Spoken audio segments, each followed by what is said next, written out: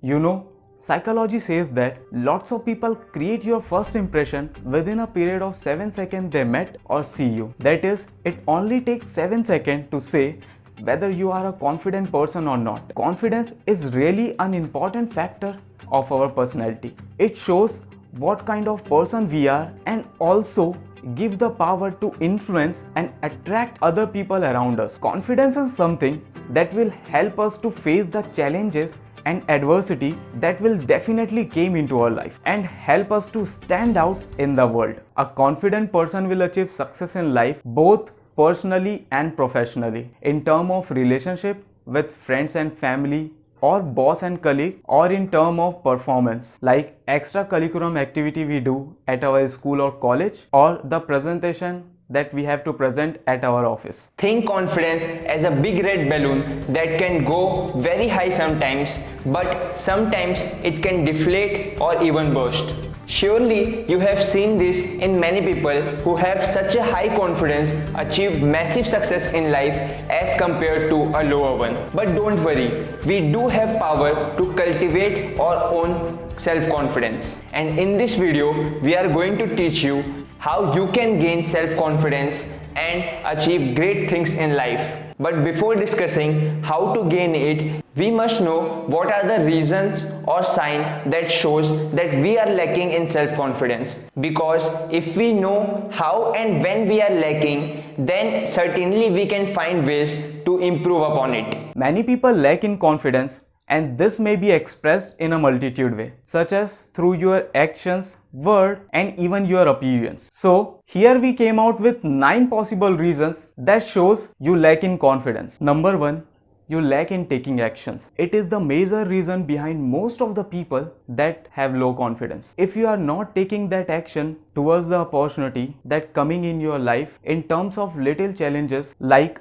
being a event organizing team leader at your college, raising your hand to give an answer in the classroom, or coming forward to take that PPT at your work, you know, that feeling of hesitation came in our mind, telling ourselves don't do it. That feeling can make us a low confident person. And if you don't ever take action toward this area, then you will never know what you really are capable of achieving and becoming. Number 2, fear of failure. If you ever feel terrified by little things like getting socialized with people around you, sharing your point of view in front of your friends or in office, your friend made a fun of you in front of everyone, or etc. This can also lead you to become an underconfident person. Third point is you have many barriers in your mind. This kind of people always found themselves more confused or tangled between their own thoughts and opinions about something that they haven't even experienced yet. Like,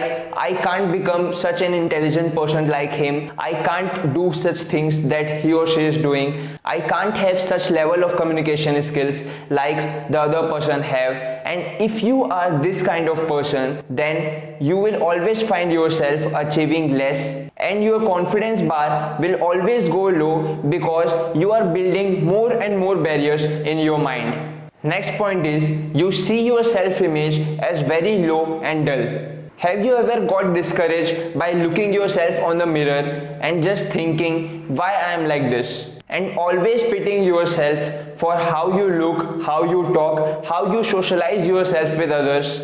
Like that, you always pity your self-image and make yourself feel worse. Number 5, you constantly see someone to be with you. Whether it's going out or working on your own idea, you always want someone to get along with you. That is, you're scared to find yourself lonely or left alone. You always seek for the people, and that will definitely make you a less confident person. Number 6, you can't say no even when you want to. We many times say yes to the events we don't want to attend, favors we don't want to do, foods we don't really want to eat, and the jobs we hate. And the list can goes on. The ideal of don't want to disappoint or hurt someone makes us fall into a underconfident person who is always ready to become a slave of everyone who can dominate them. Seventh point is things said by others affects you, like their comments, what they talk behind you,